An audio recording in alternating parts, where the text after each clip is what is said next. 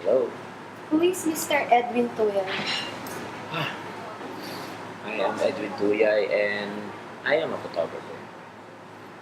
Sometimes, wedding photographer, street photographer, photojournalist, ano pa ba?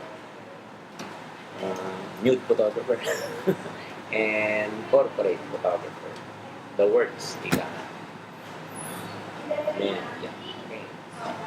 When did you start taking photographs and who are the people that inspires you most? Oh,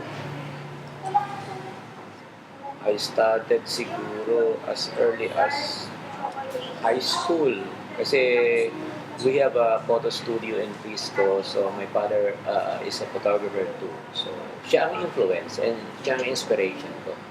So habang nag-aaral ako, then lumalawak yung experience ko sa photography. Siyempre, I discovered local and international photographers that serve as my inspiration. Hanggang ngayon, tuloy-tuloy pa rin yun. Hindi tumitigil na naghahanap ako ng mga ibang photographer na makakapag... Kasi minsan, pag nadidrain yung, yung visual education, dapat tuloy-tuloy yung visual education. Kaya, marami pa rin ako mga idol o mga inspiration photographers, artists, haba. Anyway, sige. How long have you been in this field? Whoa, tagal na. Can you count from probably 1977 until now? That's more than 30 or 30 years, no? More than 30 years. So, tuloy-tuloy rin naman. Tuloy-tuloy pa rin ang paglilitrato. And hindi ako napapagod. Even siguro pag second life ko, magiging photographer pa rin. Ayan, di ba? How long have you been and what projects are you handled before? Oh, there's a lot. Nung first, bago ako sa photography, since kailangan ko maghanap buhay, I worked as a still photographer. Ang still photographer, siya yung nag-shoot ng mga still sa movie, sa shooting. I started with Regal Films. I don't know if you know Mother Lily. Regal Films. My first movie was Blue Jeans. I don't know. Hindi nyo pa rin alam yun. Blue Jeans, Albert Garcia, Alfie Anido, Dina Bonitis, Smokey, mga ganun, Apo High Society. Luma na yun. Doon, marami akong naging pelikula sa Regal Films. Siguro, more than 40 films as a still photographer. I worked with different movie directors, Ismael Bernal, Lino Broca, Marilu Diaz-Abaya, Mel Chonglo, and the likes. Lahat ng magagaling na director. Yun ang first ko sa photography. Then after sa movie, ako sa movie, nangarap din ako maging photojournalist kasi dahil sa isang picture sa Newsweek na kuha ni Andy Hernandez. Akala ko si Andy Hernandez, South American, yun pala Pilipino. So, wow, Pilipino pala to. Ang galing. Over ng Newsweek, that time, no? Yun, nag-ambisyon ako. Kaya noong 1986, pumasok ako sa dyaryo as a photojournalist sa Manila Chronicle. Yun, naging photojournalist ako. 2 years ako nag-shoot ng mga lahat, politics sa dyaryo. Minsan may fashion, may sports. Ganun. Then after that, 1988, pinadala ako ng Asia Week magazine sa Spratlys. Alam niyo, Spratly Island. Yun yung pinag-aawayan ngayon ng Philippines, China, Vietnam, Malaysia, Brunei, and Taiwan. Yun, 1 week ako doon. Shoot ako ng mga sundalo natin doon. Tapos noon, tinabis ng Asia Week, cover, tapos maraming spread. So, after that, lumabas sa Asia Week, hinire nila ako as their first staff photographer sa buong Asia. Yun. Tuloy-tuloy ako ron hanggang 2001. 1988 up to 2001. Doon. Kasi nagsara ang Asia Week after ng 9/11. Then after 2001, I shifted into wedding photography and advertising and corporate photography. So until now, I'm doing corporate photography, but I teach street photography at PCCI, Philippine Center for Creative Imaging. Tapos may mga iba-ibang na I can handle any photojournalism subject, corporate photography, nude photography. So I teach also. Yun. How about Dami. in politicians field, sir? Yung mga experiences nyo about sa mga politika. Kasi we saw your portfolio pa about ERAP and Gloria po. Yeah, halos every president I photographed them already. From Cory hanggang kay Noy Noy. So that's how many. Cory, Ramos, Erap. After Erap, Gloria, right? Then, Noy Noy, no?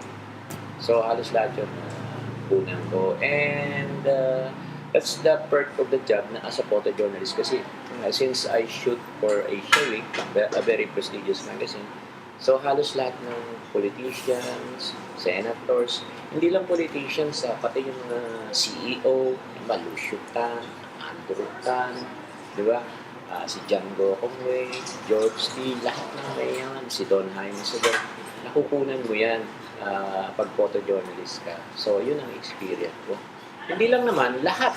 Kunti mo yung pinakamahirap, rebelde, sundalo, anybody. Yan ang maganda sa photojournalism. Lahat, lahat. Napupuntahan mo, delikado, saka mag-enjoy ka naman pag na-assign ka sa lifestyle. So, yun, the works. Ganun ang ng photojournalist. What is the hardest part of being an artist, sir? Is there any problem that you encountered? Ako kasi I never consider myself as an artist. It's a job, 100% job yung photography. Kasi siguro nga kung magiging artist ako, yun na yun yung, I don't know, correct me if I'm wrong. Pag artist ka, yun yung nag-i-exhibit no? Nag-i-exhibit. Diba? Pero since siguro, part of me is an artist and part of it is a full-time job to earn money para bumuhay ng pamilya. So, photography is a decent job and a professional job. So, ang mahirap nga lang, doon mag-aano yung mo you need to earn money, but yung integrity mo as a photojournalist, kailangan huwag ma-compromise.